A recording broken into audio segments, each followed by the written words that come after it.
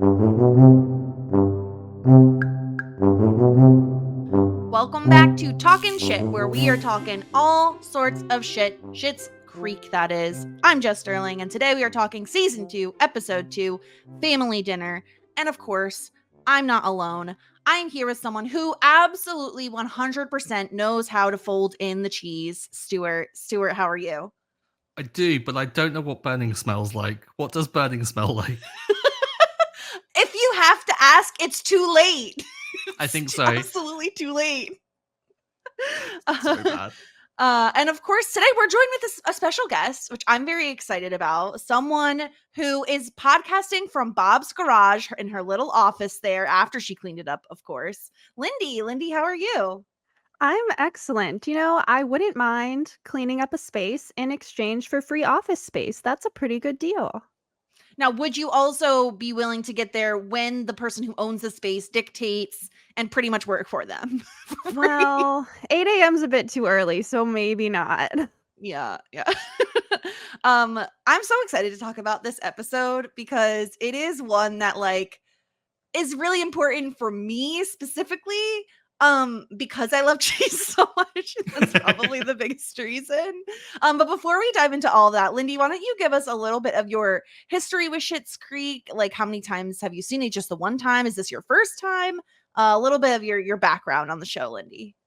Yeah, it's not my first time. I've seen it a few times. I started watching, I can't remember exactly, but it was either right after season 2 ended or after season 3 ended. I honestly can't remember, but I watched it, I think, on Netflix back then and loved it, and then just kept watching as all the seasons came out. And I've definitely seen most episodes at least twice, some more than twice now. So I'm rewatching along with you all, and it's really fun. But I love the show. I was on board pretty much right away, but I remember by the time I finished season 2 for the first time, I was like, okay, I'm all in on this. I love it. Let's see where this goes. Mm-hmm.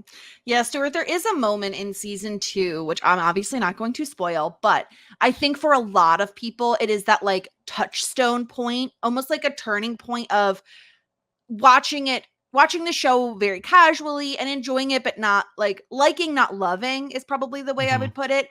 And then once you hit that moment, it is people are all in because, well, I think you've already had that experience a little bit, Stuart, probably because we are on a podcast talking about it. We're going in depth. There's more of an incentive this time around for me, Yeah, but there is a moment where it's like, okay, this just isn't your normal everyday sitcom comedy. It has much more heart. And I think that's something that will happen at some point in season 2. I won't spoil when. And I think you'll know the moment as well. The fact that you won't spoil when just hurts me because I am the worst person when it comes to not knowing things. Like, I hate not knowing secrets. If I know that there's a secret out there, I'm constantly tell me the secret, tell me the thing. Come on, I won't tell anyone else. Just tell me. But yeah, having to live in this perpetual state of everyone knowing that better stuff is coming up and everyone knowing when it gets even better, and I'm just going, well, firstly, can it get, because it's already seriously up there. I mean, last week's episode was rated very highly, so it just leaves It's me more in the state of not knowing. It's more of just a moment that I think is what triggers people to realize the emotionality in the show is Lindy, do you know what I'm referencing at all? Well, I know what my moment is, but I don't know if it's the exact same moment. It probably is the same. So It probably you is should message me. I'm so sorry, Stuart, because I feel so bad to come on here like everyone else and say, yeah, it gets amazing. Just wait. I feel really bad because I knew I was going to say the same thing, but it's true. But don't worry, you're almost there. You're already in season 2. And today you got to see fold in the cheese. Yes. An iconic moment. I've been waiting for you to get to this, Stuart. This is one of the, I mean, we've had the Ew David moment and that journey for me moment. This is another one of those moments that I've been waiting for you to get to, specifically because I love the fold in the cheese moment. Yeah. And this is very much, I think it makes the rounds on social media. I feel like it's one of the most clippable kind of TikTok-y moments of the show is the fold in the cheese. And Stuart, you know I love cheese. So you know that I was like heavily anticipating this moment for you. Yeah, I mean, after watching this episode, of course, I needed to see that scene again. And being kind of lazy as I was like, TikTok, YouTube, just search it up. There's so much of it being clipped and things like that. It's like the like kind of, I wouldn't say like viral moment, but like also the cheese element of it. Like, I think one of the first like defining things, and I may have said it on this podcast already, was that when I first like started talking to you, Jess, was that you were buying a cheese clock. And I just like instantly, this is someone I need to be friends with because she is unhinged. So of course. I just love cheese so much. And and I think it makes it even better that it's David and Moira, like two of my favorites, and they're interacting, and just the both, like Moira being insistent that it is her family's enchilada recipe just absolutely floors me. It's like, it's so obviously not her recipe. She has no idea how to make this. But yeah, before we go too far into it, let's do a quick recap at the top and get ourselves situated here. We've made it. It's the infamous cheese episode. So let's talk this through. Moira insists that she can cook, and she ropes David into helping her make her mother's enchilada recipe in Jocelyn's kitchen. It turns out neither one of them can cook well, and they struggle with the instruction to simply fold in the cheese. Meanwhile, Johnny decides he needs to find an office space to ruminate on business musings, I guess. Bob offers him a space in his garage if he cleans it out first. Oh, and puts in some hours at Bob's garage. So a desperate Johnny does eventually take the workspace.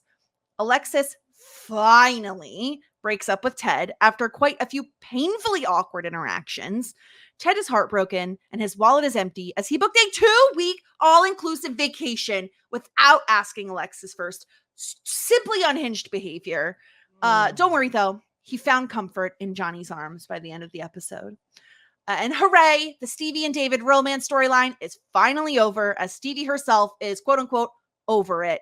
And the swiftness of her moving on bothers David. But you know who it doesn't bother? Me. That's right, because it's done, baby.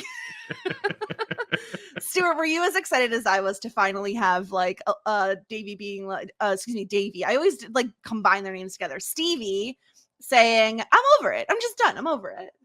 Yeah, I like the fact that they drew a line under it. Stevie was back to being kind of like typical snarky Stevie self, but didn't we have this already? Didn't we have this at the dinner party? We've had it like this 3 exact times. Same conversation. Yeah. So do I trust it? Do I hell? Like, no way. And also, David then being like, oh, and like really affronted by it. I'm like, oh, is that gonna tip things the other way? Is it gonna be like David wanting Stevie a bit? See, Lindy, the way I read this is more of David is bothered because he likes the admiration and so is now upset that someone could be over him so easily. Right, definitely. David is surprised. Wait, you're over me, but I'm awesome. Like, why would you be over me so quickly? Yeah, it's definitely the ego. Lindy, I'm curious to know, because we've had a couple different people come in and weigh in on the David and Stevie of it all. Do you remember what your experience was with it the first time you watched? Like, were you rooting for them as a couple? Were you more on my side of like, I don't need this? It's so hard for me to remember what I thought the very first time. I probably wasn't rooting for it very much. I really love their friendship and their dynamic and how well they mesh together in this town full of people who they do not mesh with. So I've always loved their friendship. It's hard for me to know, but watching it back, after seeing the whole show multiple times, I don't like it. It makes me uncomfortable. I'm just like, oh no, please don't do this again. But there you go. Yeah. But many relationships seemingly ending this episode because Ted and Alexis are finally broken up. And it takes so much, Stuart, for us to get there. Like, he's like, oh, we're going to take a couple of weeks off and then we'll reassess the proposal. And Alexis looks No. like she's about to just vomit everywhere in the vet's office. I want to blame Alexis as we always have done, but this is Ted's problem as well, because Ted is the one not reading the room. Ted is the one that is not picking up the vibe that she hasn't properly answered you yet and kind of gave you a wishy-washy answer before and now is kind of alluding to a break in your mind. No, the writing's on the wall, Ted. Accept it and move on. But he is still kind of clinging to this hope. But Alexis, like, surely she must have let some people down in her time. Like, she's got all of these Yes! wild stories. Is it the difference that she is having to let down someone that she actually cares about for once?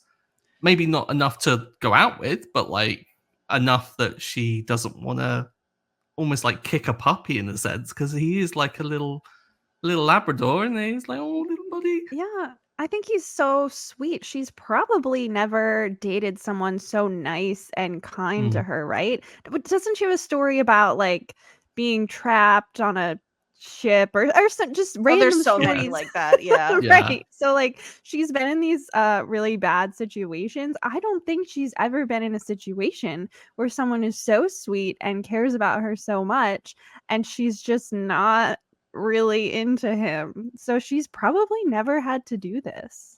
Yeah, I have the same thought as you, Stuart, at the beginning of like, Alexis has broken people's hearts before. Like, she's definitely ended relationships. And you have to imagine there's been some schmucks out there that are like giving her everything she could ever want. And she's like, no, thank you. But I think the difference is how nice Ted is. I don't think she's ever dated a nice guy. Like, I think she's done the bad boy thing where she's into them more than they're into her, right? We talked about, is it Stavros? Was that the character's name? Like the very first episode that like ditches her. She's dated those types of men. But I also think she's probably had some experience with men who have just given her what she wanted, but not in such a like emotional, invested way that Ted has. I don't know that she's ever been proposed to, like it's fascinating to think about what Alexis's past relationships look like. The thing we do know is that this is the longest relationship she's ever been in. So I think that is also playing a role in it.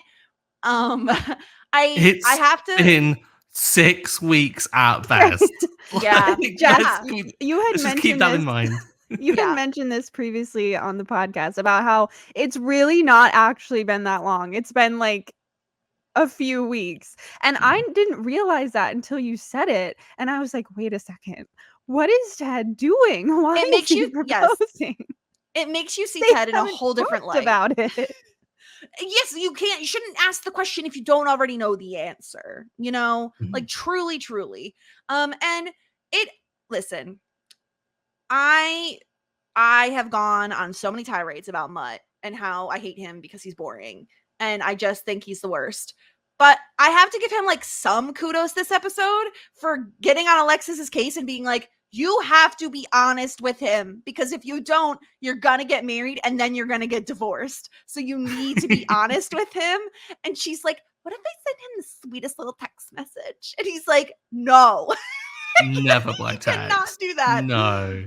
So I will give him some kudos for being like, you need to break up with him. And allowing Alexis to do it. I think it could have been even worse, Stuart, if Mutt had stepped in and Mutt had gone to Ted, which I feel like certainly is a possibility in some shows. Mutt is so non-confrontational and such a nothing that like he would never do that. But it's at least nice that bring he up didn't. some like past traumas though, surely, because if Mutt were to be the one to do that, I mean, he used to shove Ted in the locker back in the day. Like Ted would just be like, "Oh, you used to bully me then, and now you're bullying me now." Yeah, like, Mr. Steal Your Girl. Oh no! But why is she going to Mutt? Why? She's got an opportunity to get rid of both of them, and she's not taking it. Oh, girl. She, unlike us, Lindy, likes Mutt. Can you tell us why, Lindy? Can you explain this? Or, like, do you see anything that we're not seeing? Have you seen his abs? I think that might be part of it. That's what it is. It's the abs. It's the abs. Yeah, I totally agree with you, Jess. Like, he's really boring. I'm sorry, but I tend to agree with Jess a lot, so I'm on the same page as you.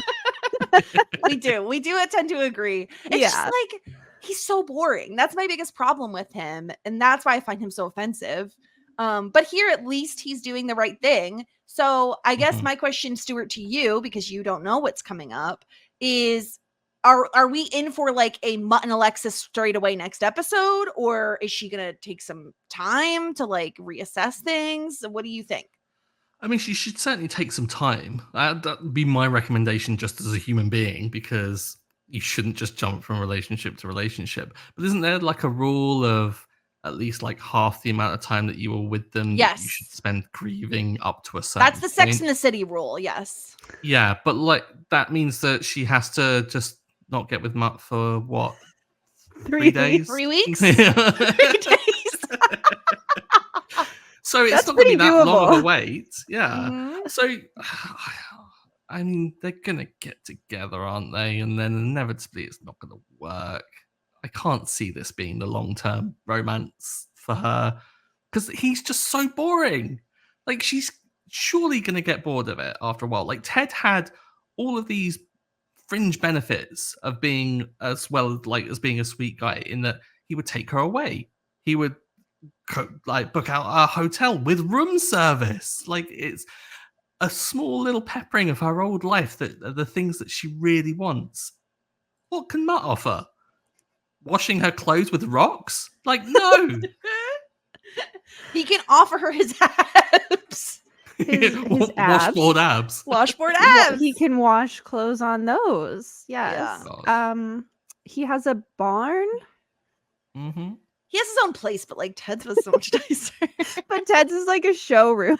Ted's is a Yeah. showroom. Yeah. Gosh, And- neither are really good options, are they? And I don't think Mutt has money. I mean, like we've not seen that he's had any money to speak of. So Might get some of that mayoral money. Might like take up the yeah, mantle because from Roland is rolling in the dough, obviously. You never know what he's embezzling. Like he could be one of those like silent millionaires that just doesn't spend it.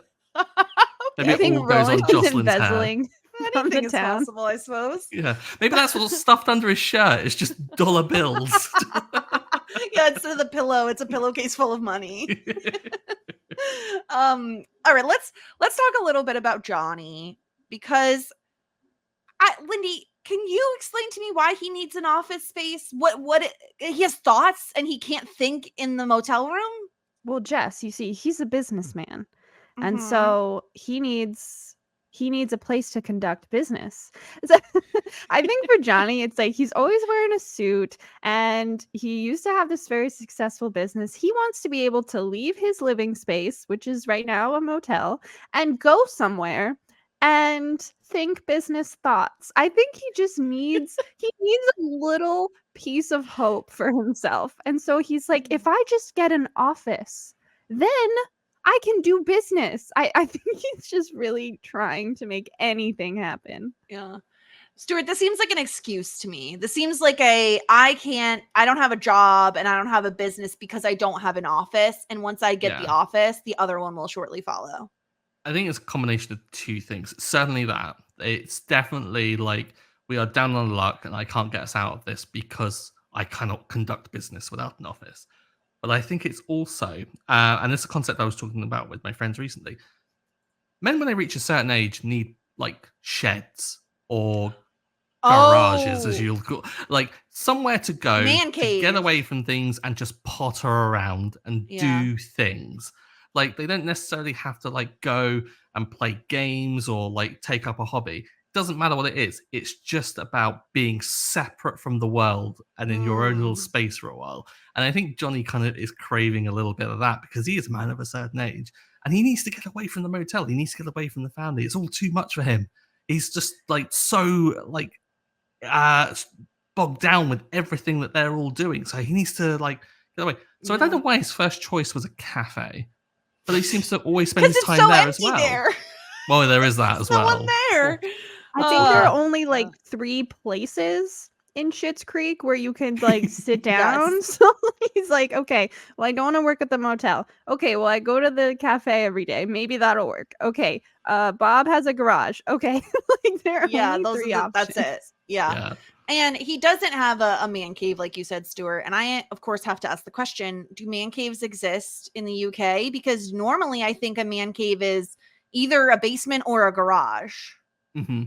They do, like, in the form of sheds. Like, there's a weird thing with, like... Okay, so it's like a dads she and shed, because that's a sheds. thing, too. A what?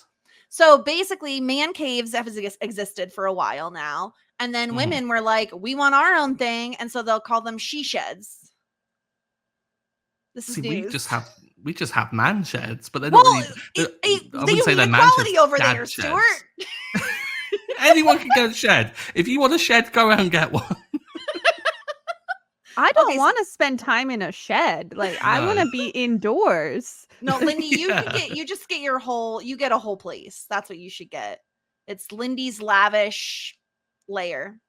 Yes, That's it. exactly. It has to have, and it it will has to not have to be in a alliterate? shed. It has to rhyme or alliterate. Man cave, the men just weren't evolved enough to get to that point yet. Once she shed happened, then there's no turning back. She shed. It's a thing. Wow. Lindy, have you You heard have of a one? she shed? I've never heard that, but do you have one? No, I don't. And I should have one. I don't even have a shed. I don't have anything. Okay. My lawnmower has to sit outside and have a cover over it because we don't have Oh. any sort of garage or anything. You should get a shed. I should get a shed. We're finishing our basement, but unfortunately it's going to be a shared space. So I do have my office, I guess, but I work here like at this right now. Yeah, this is hard work. Here it is. It's So hard you've got labor. a space in which you conduct business, so you can crack on with business. I do have a space. Unfortunately, it's nothing like Bob's garage. And Stuart, I'm so happy to talk about this episode for more reasons than just the cheese, which we will get into, because the Bob jog was in full form today. And I was so pleased because, yes, does Bob kind of suck? Sure, maybe. I don't care. Stuart. You want to know why? Because when he has to go from A to B, he does his little trot, and that's all I care about. I don't even think Bob sucks at all. I haven't seen anything that really makes him stand out as a bad character, for me at least. So I'm all here for the Bob jog, and I was literally just trying to scroll through our conversation to see if I could find the all caps message that I sent you guys, the Bob jog, because I was so excited for it. Yeah, it's really incredible. Lindy, did you notice the Bob jog your first time watching? I don't know about the first time, but when I watched this episode for the podcast, I saw it and I was like, oh, Jess is going to be so happy. Here's the Bob jog. It's just so incredible. You know, like he didn't do the clap that I love that he does when he lands at his point B, but that's okay. I can forgive that. I just love that he feel like, you know what it is? You know what I think it is? I'm a very excitable person, in case no one already knew that. I'm very excitable. It's usually like I love or hate something. I'm not really apathetic a lot of the time. And so having a character who is so excited to get from a place to another place that he has to jog, it's just like he's so excited, you know, and it just makes me excited. I love people that can match my energy, and Bob does.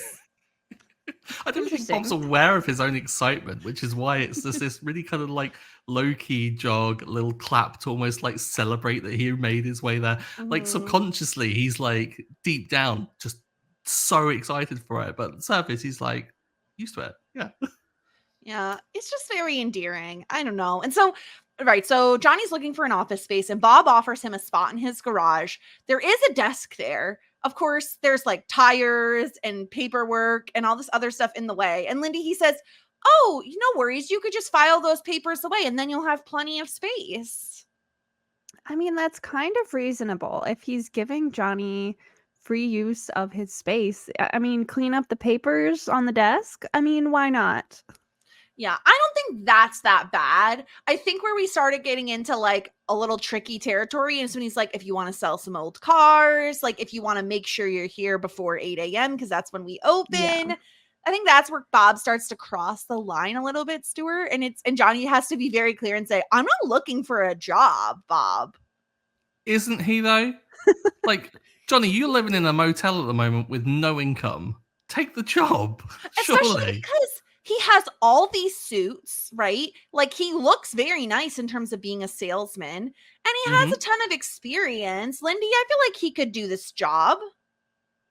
He could. I mean, he definitely doesn't want to, but you're right. I mean, he's got nothing going on. He should do something, at least for now, to start making a little money. Maybe then he can rent his own office space that's not Bob's. Yes. That's what I'm saying. I think he makes an arrangement.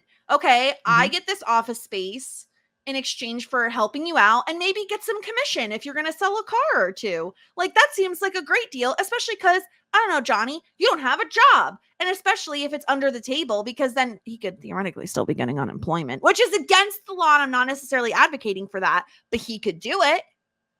I mean, could do it. Could also start robbing everything, but yeah, probably shouldn't.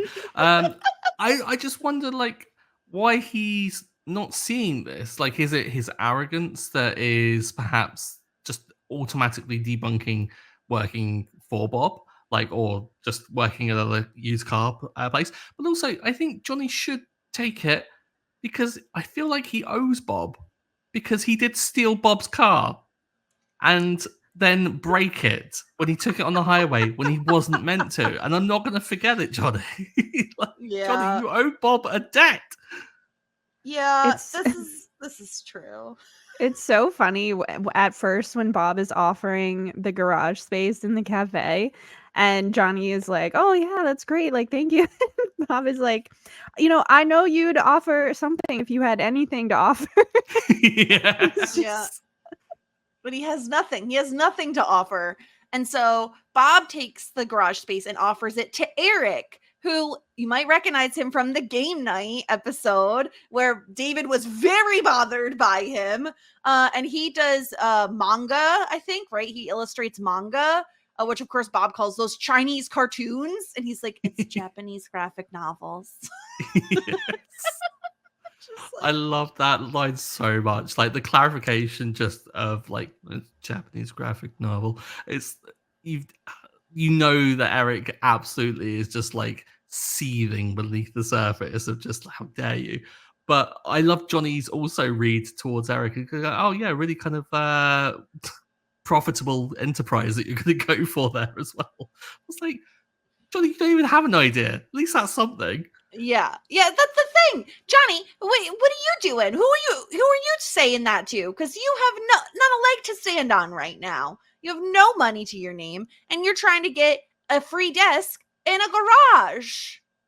Come on, Johnny is so funny to me because sometimes he's like so supportive and encouraging for his family, but then sometimes he's like fighting with Bob over this free office space, and he's like, and when Bob's like, "Well, you're not family," and Johnny's like, "Well, he's not family either. You said he's Gwen's nephew, not yours." Like it's Johnny, so like, great. is so out of line. I love it so much, especially because, like you said, Lindy, it's like there's such a duality with Johnny where he can go from insulting Bob to having this really awkward hug with Ted and being like, they're there, like, it's okay. And basically lying about the enchiladas being good. Like he has this like very kind side to him, but we have to talk about the enchiladas, as Moira likes to call them. Horrific. I don't know that I would be so bold as to try them because they look so bad. And because of the way in which they were made, like it just, I don't even know where to begin, Stuart. Like, I love this scene so much between Moira and David of like folding in the cheese. How do you fold it in? Do I fold it in like a piece of paper? Like, what am I supposed to do with it? She's like, I can't help you with everything, David. Can you help me with one thing? It's an absolute mum response when they don't know the answer and don't want to like admit it. Like I saw my mother in Moira in that, and I was getting a little angry because I was like, "How dare she? She's gaslighting me right now." But folding in the cheese, when you think about it, it is a really dumb thing to say because unless you know it, you're not going to know it. But also, how do you mess up enchiladas? They're not that difficult. Like, just covering. Mess them like, up. Oh, you certainly messed them up, yeah. especially if you're somehow burning a cheese sauce. Yeah. And they were, Ooh. I mean, Lindy, the size of that pot, they were making so much cheese sauce. It was like a giant pot full of something creamy. I'm not convinced that was cheese because it was a full pot before they folded in any cheese. Like they had a bowl of cheese and they had a giant vat of something. Oh my god, good, now I see bubbles. What does burning Yeah. smell like? I love the scene so much. And I love the explanation for it too, Stuart, where we find out that, like, again, a little bit more of Moira backstory, where she used to know how to do some of this stuff. And then she Mhm. met Johnny and they had people for all of this stuff. And so she lost a lot of that knowledge on how to do anything. And she doesn't want her children to be as, like, I don't know, uninformed, unable to do normal day-to-day things as she is. So I really ended up loving the explanation. So I think Yeah. the whole thing works. And especially with what we've learned about Moira and her kind of background as being growing up in a small town, it kind of perfectly fits. And I love the fact that she could look after herself really well and was kind of quite street smart in a way. But then to have David just dismantle that achievement of just, well, I used to be a capable human being, and David just being like, I can just Google it on my phone and look up whatever you don't know here. Like that revelation where it's just like, okay, yeah. It's so offensive in a way of just, here is everything that you have built up as to be this like pedestal thing of how you once were and how capable you were. And here I am just dismantling it with one little quick Google search. Mhm. Just Yeah, so and Lindy, mean. she says that she could bake bread from scratch. She could make a bed, fix a wobbly table, and start a car without a key, which is pretty incredible. It makes me think back, Lindy, to when she's getting upset and calling the bed a bastard in season 1. It's like all of this feels like it's been kind of piling up on her, and this was like her breaking point. Yeah, well, I like her admitting to David that, like, I have not taught you life's basic skills. But of course, she ends up talking about it in a very Moira way of saying, "Now I know how it feels to be utterly helpless like you and your sister." And it's like, okay, Moira, like you just admitted that's your fault. So, Yeah, and but she I doesn't like even that know. she is realizing this. Like, I should have Mhm. taught my kids how to cook. Like, now I can't even cook. Yeah, yeah, she doesn't even know, like, when David is like, "Oh, I found something," and she's like, "That's your cell phone." He's like, Yeah. "No, hit the play button." And she's like, "Oh, well, that's really easy. Any fool could do that." And he's like, "Did you do that?" And she goes, "No. No, I didn't." And I love that by the end of the episode, I love this as a bonding moment for them. And Moira even says at the dinner table, like, "Oh, it's easy once you know how to fold in the cheese." Like, it's very like a cute moment between them, but both of them admitting, like, this is not ever happening again. Like, it was once and that's it. Mhm. I love that they always seem to get together on little projects. Like we've had the barn dance, we've had Alley Vu, and now we've had the enchiladas. Like whenever these two come together for trying to bring their minds together to achieve something, it's just comedy gold because the pair of them can be so useless and yet capable at the same time. And it's so strange to see it like unfold the way it does. And you never quite know who's going to be the most capable in any given scene because, like in the barn dance, we had David who was trying to hold things together, and then Moira dismantling it by being too good at stuff. And then with this, you've got Moira leaning on the fact that she is meant to supposedly know this recipe, yet not know a single thing. She didn't even know they put in the chili flakes. What step are we on? Like, come on, It's Moira, get it your together. recipe. Exactly. It's just so fun. I love them so much as a pair. And I don't know, you can see a little bit of growth here, right? Where Moira doesn't wanna, she of course she asserts that she can cook, but she also just doesn't want to be so helpless, especially because now that they are without all their money, she has to be able to do some things. And cooking is a basic life skill that, I mean, I don't know that most people have those skills for a long time, even into adulthood. Some people, they'll order in, they won't ever cook. But she doesn't want her family to be that helpless, which, I mean, at the very least, Lindy, she cares about them, right? She cares about what's going on in their lives, unlike in the past. I mean, you can definitely tell that since they came to Schitt's Creek, like it's a very different dynamic, and there's a lot of things and time to kind of make up for. Like Ted or David and Alexis are, how old exactly are they? I don't know, but David is like young 30s and Alexis is like mid to late 20s. yeah. She Okay, says I in the got early confused. episode that they're nearly 40. Right, Yeah. that's why I was confused. I was like, I don't think they're 40. No, but that's just Moira being Moira. Yeah. right.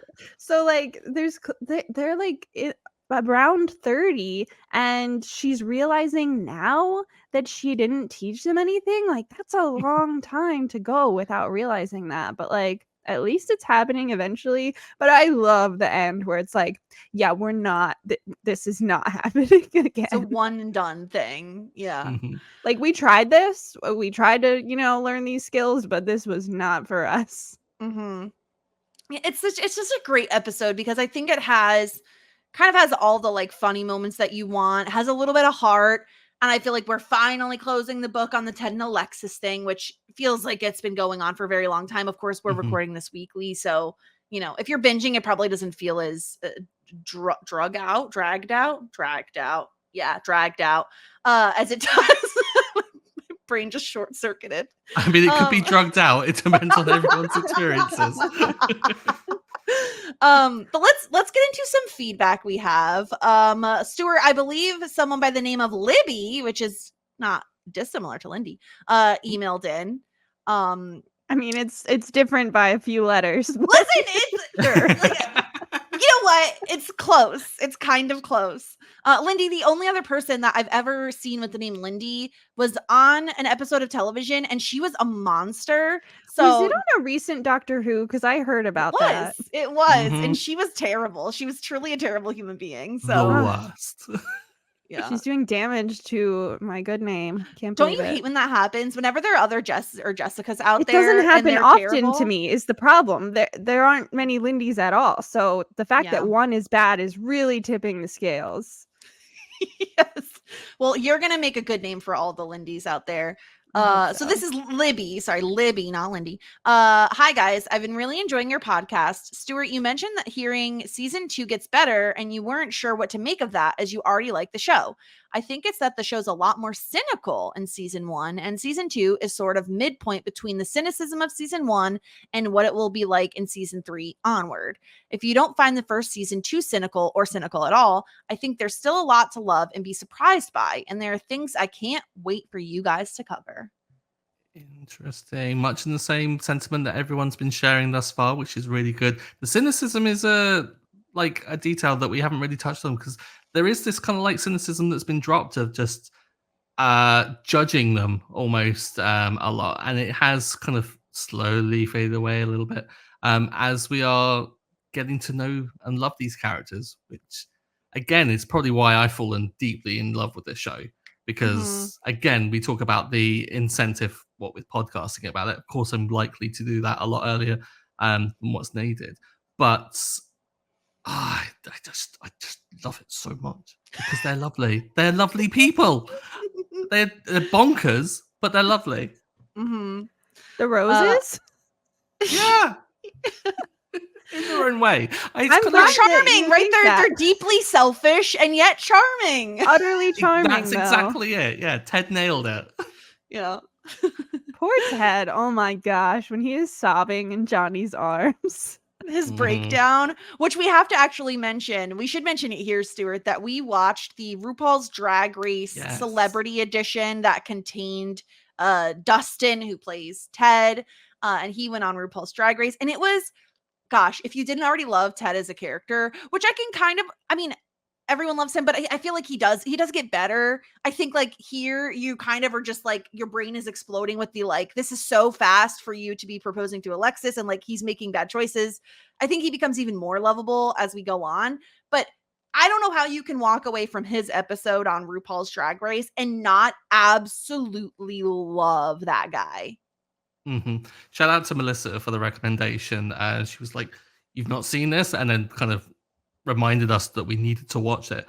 And as someone who loves Drag Race, seeing someone go on as a secret celebrity, secret in the sense that I don't know who half of them are, but go on as a super fan and really pay homage to it as well, and to come out of it as a good ally for the program, for the community, was just so heartwarming and gave one of the best roast performances, I thought.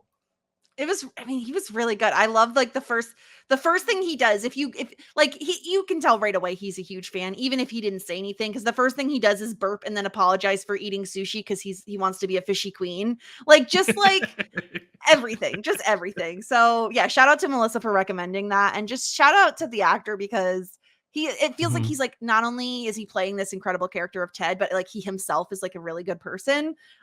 Which is, it's just really nice. It's just really lovely. We also got feedback from Trish, where she says Moira realizing all the life skills she's lost in her privileged life and recognizing that in her children is another growth moment for her. We didn't touch on this too much, but poor Jocelyn being too nice to just outright say no, and Roland not picking up on her signals. Great for comedy, but poor husband work there. Could not agree more with that statement. Yeah, he doesn't do stoves. Shut up, Roland. Yeah. Oh, that's our dentist. Roland, come on. But like Lindy, his argument is like, okay, well, you can use it, but you got to leave us some leftovers, which I don't think you want the leftovers, Roland. Like, you've never seen Moira cook in her life. Granted, he finds Jocelyn's cheese ball as an aphrodisiac, so maybe he just is into anything and everything. Oh yeah, Roland would probably eat anything, even those enchiladas, those creamy enchiladas. Yeah. I mean, he stuffs like his whole hand into like what is it called, fondue, like a fondue pot. Yeah. So certainly he'd probably eat these. So much cheese. Like, why am I just realizing that there's so much cheese in this show? Maybe that's the reason I like the show, and I'm just realizing it now. It's because of all the cheese. All the cheese. Yeah. But yeah, poor Jocelyn. I felt really bad for her. Between Moira and Roland, I was like, yeah, she is. Yeah, Moira says, I'll be back in 10 minutes to a clean kitchen. And Jocelyn's like, I just cleaned it. So rude. Trish continues, I like to think that Bob giving Johnny office space to work from is him trying to help him out by giving him a job, and Johnny is being rather ungrateful in this moment. Of course, it's not exactly helping him out if he wants Johnny to work for nothing, but we shall see. I know Jess might disagree, but Mutt is the bigger, better person in this episode because he tells Alexis what she needs to do, and well done, Alexis, for breaking up with Ted. Listen, Mutt is always boring, but at least he did the right thing this episode. So you got to give him some credit, an ounce of tiniest little bit. He took like what, 15 episodes? Took him a really long time to get to this conclusion. And I'm always amazed at how much they managed to fold into a 30-minute episode. It's so true. This episode went places. I see what Trish did there. Fold in. Stop. Oh my god, especially because when I was doing my little recap at the top, I kept trying to find ways to fit fold into like the first line.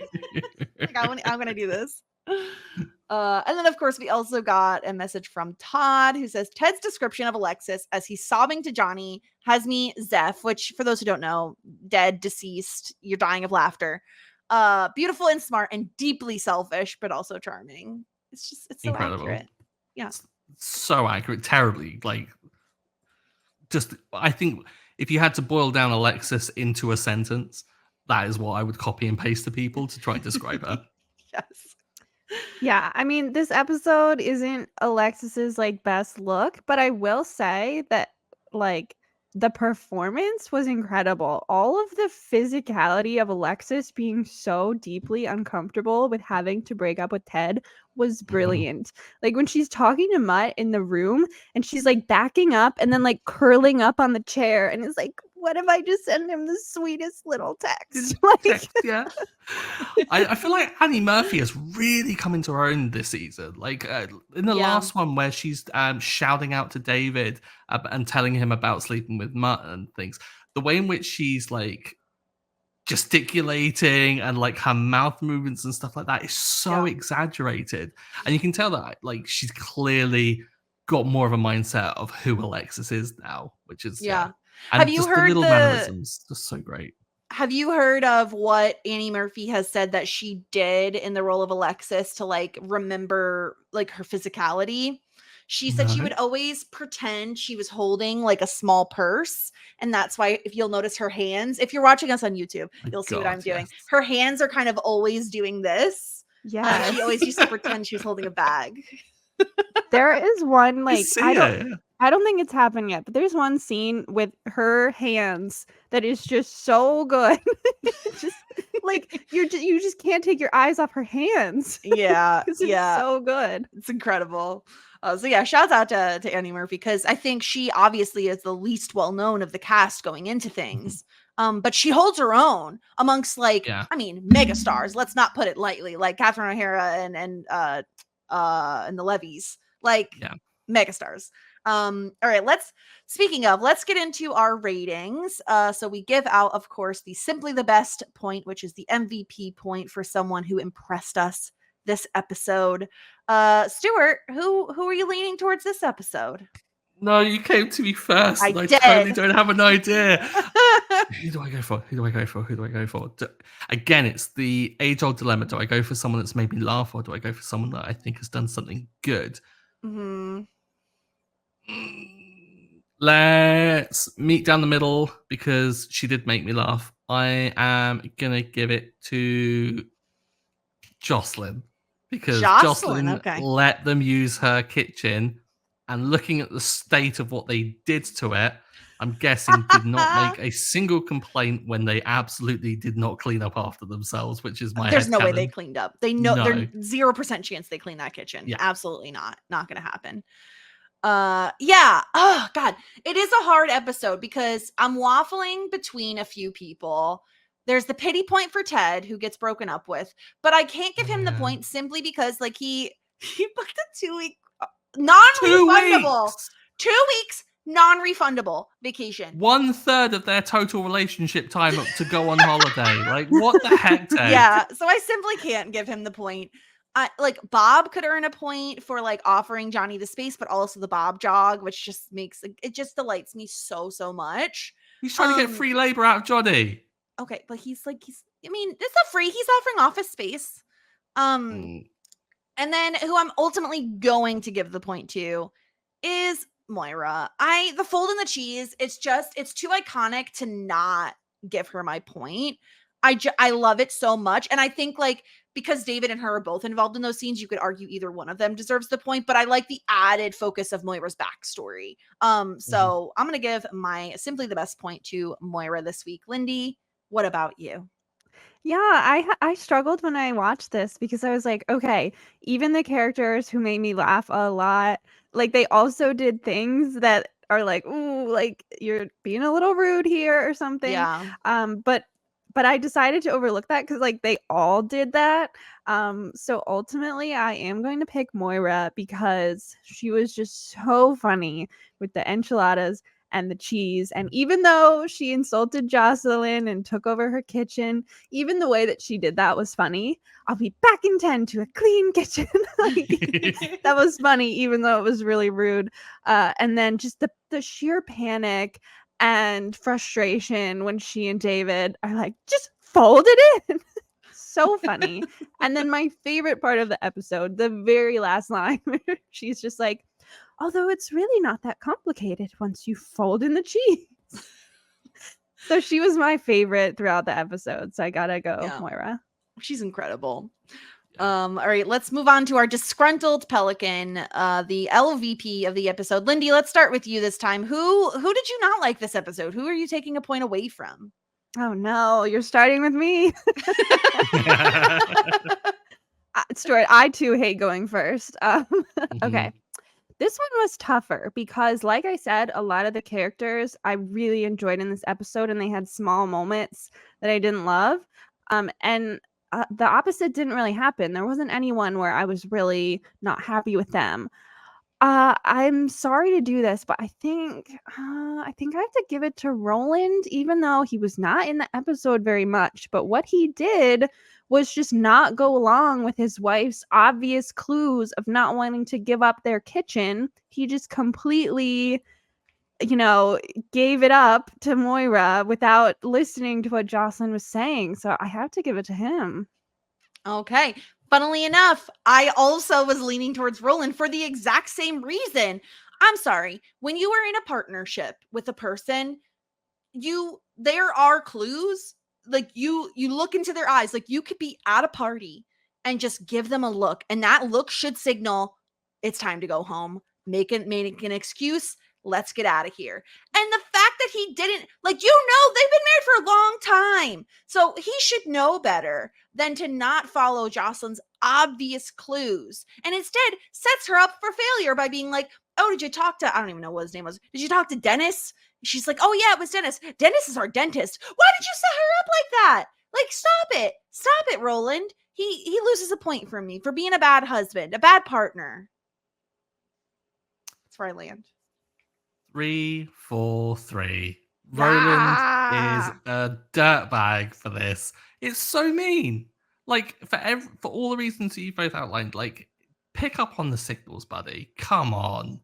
And also just the way in which he has to not only call out Jocelyn for lying, but do so with evidence by going, oh, this is scorching, while he's like scoffing down what seems to be like a pie or something. Like, come on, man. That's so uncool.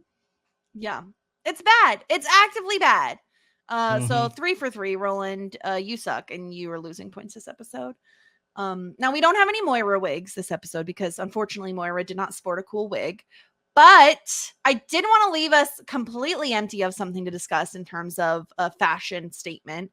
So what I give to you is Alexis's funky breakup headband. Like, why does she think this is what you should wear to break up with somebody? I don't even know how to describe this.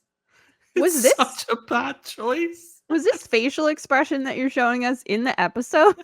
Yes. I was just a screen grab, but it's like a headband with like sage green ribbon, and then like metal prongs that maybe are supposed to be like leaves, like golden leaves coming off of it. I don't know, but like this seems like a nightmare on a windy day. Jess, is this a hot take? I love the look. I think it's cute. It's not okay. What I'll say is I don't think it's not cute. I just think it's like such a weird option to wear when you're going somewhere with the intention of breaking up with someone. I feel like you need to look a little schlubby if you're going to break up with someone. Yeah, like you've got to make yourself not seem that appealing. Like you've got to lighten the blow a little bit. And this is a really recognizable headband. Like if ever Ted sees this again, which he will instantly recognize, he's going to be brought back to this day and it's going to be really sad. Exactly. Like, she's stamping down the dot of an exclamation point on this breakup. It's just horrid. Exactly my thought as well. Yes. It's not maybe I'll give you a little bit of a cute little tease. It's not the most out there wild headband you will see on this show. Just gonna put that out there for you, Stuart. Great. So I'm looking out for headbands, hands, and cheese. Got it. Yes, those are the most important elements of the show. Yes, obviously. All right, let's tier rank this episode to reestablish us here. We have Hot Shit at the top, Full Bouquet, Love That Journey for Me, Ew David, and Shit Out of Luck. And currently, we've only watched one episode so far this season beyond this one, and it's Finding David, which made it all the way into the top tier of Hot Shit. So, family dinner. Lindy, since you're joining us as a special guest, do you have any vibes, any thoughts on where you would maybe slot this in? Okay, this is tough. I don't want to mess up your ranking system. So let me just think out loud of what I'm thinking. Mm-hmm. I would say for me, this should go in one of the top 2 tiers. Okay. Because it's got the absolutely iconic fold in the cheese. Honestly, it's that everything with the cheese is perfect. From every scene that has to do with the enchiladas works so well. From Moira saying like, I've made those for you all the time. And Johnny saying, well, if that's the way you remember things, sweetheart, like even before they even make them, it's so funny. So I love that part, honestly. But it's tough for me between the top 2 tiers because I don't know how much I love the whole Bob's Garage element of the episode, but it wasn't bad. It just wasn't as funny as the rest. So I'm curious to know what you two think. Stuart, what do you think? I think this should be in hot shit because I think not only is this an iconic episode for the folding in the cheese, as I've come to discover after googling it, I think there are some real sleeper jokes in this show to the point where we haven't even mentioned them. So the bit at the beginning with the teppanyaki table and Alexis ruining it by putting her hair straighteners on doesn't address the fact that David left the teppanyaki table plugged in and switched on, which I was rolling around laughing at. And then also the play on words when Ted's got the dog and he's like, oh, I need to give Hazel a blood test. And then Alexa's like, I think you should put her down. And he's like, no, she'll be fine. Like, it's this, what we were saying last week is these little touches of quality that weren't there in season 1 that are here in season 2. And I don't think that we should grade on a scale. Like, I think we should reward great episodes for being great episodes. So I'd make a real strong case for this to be in hot shit. Okay. Yeah, I was much like Lindy waffling between hot shit and full bouquet. And the only thing that was keeping me from hot shit was like did we need for the clarification on the David and Stevie thing? You know, like we've done this a couple of times, but I also was just so happy to have that be like not only is Stevie done, but she gets to roast David in the process. So like for that reason, it's like, okay, it's not that bad because it's lighthearted and it's fun and it's like poking at David's ego, which is a really fun thing to get to do. So yeah, like I think I'm convinced that it does belong in hot shit. It is such an iconic, like Lindy, if you're making a list of the top 10 or 15 Schitt's Creek iconic moments, Fold in the Cheese, I think makes that list pretty easily. It definitely does. And when you sent me a list of episodes that were available, you know, to guest on, I saw Family Dinner and I thought, okay, I think that's Fold in the Cheese. And I double checked and I was like, okay, that's the one I want to talk about. Well, it wasn't even that, Lindy. You were like, how has no one else already taken this episode? Right. Like, 'cause you put it up that high that you were like surprised that no one had signed up for it yet, which I think is possibly because it could have been timing in terms of like people busy on vacations and whatnot. Or it's just like people specifically were like, no, this amazing moment in season 2 is what I want to talk about, which like just says how much there is to love about this season. But yeah, I think for it being so iconic with the Fold in the Cheese of it all, that alone puts it in the top 2 tiers. And then just like the amount of just like funny moments and a little bit of backstory and Ted and Alexis are done, which we've been waiting for. So like, and Mutt wasn't awful. Yeah. Mutt wasn't awful in this one. I think that redeems everything. He's hot shit. He's not hot shit. He's like he's at a love that journey for me this episode, but that, you know, pushes it up. So I'm happy with this. I think this is kind of good. It does maybe for anyone like kind of listening and maybe being a bit skeptical of this, it does mean that we are ranking these both as the top tier. So we only have down to go.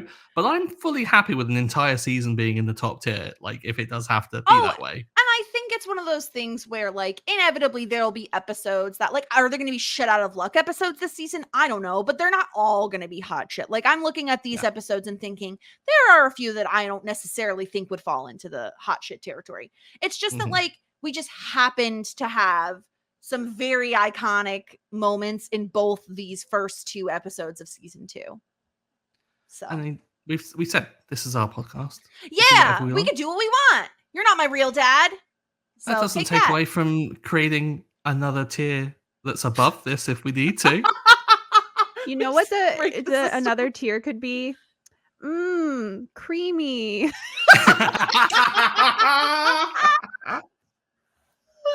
And the fact that they're eating with plastic forks and knives also. There's something about that too, being like just such a vibe. Like there are moments when you're like really poor and like that that's what you're eating off. You know what I mean? Like it just is I love that tiny detail. It's so perfect. It's incredible. Gosh. Oh my gosh. Well, this has been absolutely incredible. I'm so happy. Both the first 2 episodes are in hot shit, the top ranked tier. So I absolutely love that. And I'm so excited for next episode, specifically because I can't wait to hear what Stuart thinks it's about, given its title. Stuart, season 2, episode 3 is titled Jazzagals. I have no idea. What the hell? Jazzagals. Yeah, so the word jazz and then the letter A and then the word gals. Jazzagals. But all one word. All one word. Jazzagals. Something Jazzagals. musical, maybe. Like Okay. jazz. But If it's musical, know. what is happening? Maybe Moira's old, like maybe between acting jobs, Moira decided to venture out into music, and it's her old jazz band coming back together. I don't know. I really don't know. Well, I'm excited because I'm fairly certain we will have a Moira wig moment next episode, if I'm remembering correctly. So that will be fun. But yeah, this was absolutely incredible. Lindy, thank you so much for coming on. We know you have a ton going on over on Whirlwind Podcast, so why don't you shout out what you're up to lately? Yes. So on Whirlwind Podcast, which I'm a part of, we have a lot. We have previously on Shameless, we have Tuning In with Todd and Tommy, Whirlwind Investigations, which is about Veronica Mars. We have Doctor Who, and the one that I'm on is One Indescribable Podcast, where currently we're talking about Pushing Daisies. Jess joined me over there recently. That was a ton of fun. But we always have a lot going on. So if you're interested, you can find us at Whirlwind Pods on social media and, wherever you get your podcasts. And I just want to say thank you so much for having me on here. I am so excited to talk about Schitt's Creek. I've been loving listening to the podcast and rewatching the show. And I have one more thing to say about the show, which is I don't know that I like anyone else would ever talk about this, but I love the end credits music. Every time it plays, I'm so happy. I don't click next episode. Like I click out of that so that I can listen to the full end credits. So I just wanted to mention that because I love it so much. It does feel like the music is kind of perfect for the show because it's like trumpets, but it's like, so it's like you think it might be classy, but then it's kind of like a little bit, I don't know, hokey. I don't know the word, but it's like a little bit like boom, boom, boom, like kind of like silly too. Trumpets are classy? Yes, yes, they're classy. So this is something I know about you, Jessica. So we've got trumpets are classy. What are saxophones? Saxophones are notoriously the sexiest instrument. Amazing. It's true. I want a classification of all brass instruments following Do this. a tier ranking of them. Yes. It's like a one-word association game, basically. It's like saxophone, sexy, trumpet, classy. I just think generally instrumental music is classy if there's no words. Sure. Oh, wow, that's a take. That's a broad statement. I can't wait to disprove that. Oh my gosh. You can't just send me like Bridgerton versions of songs where it's like, they just take out the words and they just do anyway. What's the string? It doesn't matter. The string band that does I can't think of it. Anyway, that's it. That's the whole podcast. Yeah, that's it. I'm also on Schitt 90 Shows Taught Me. You already know that. Go find us there. We're talking Buffy and Felicity, and we had to talk about Ted. We're going to talk about Ted. Have we talked about Ted? You haven't released it yet. We've recorded it, but it hasn't been released yet, but it will be released by the time this comes out. So go listen to us talk about Ted, where we got to talk about John Ritter. And I absolutely adore John Ritter. So all right, that's the whole thing. We're gonna get out of here. So until next time, warmest regards and best wishes.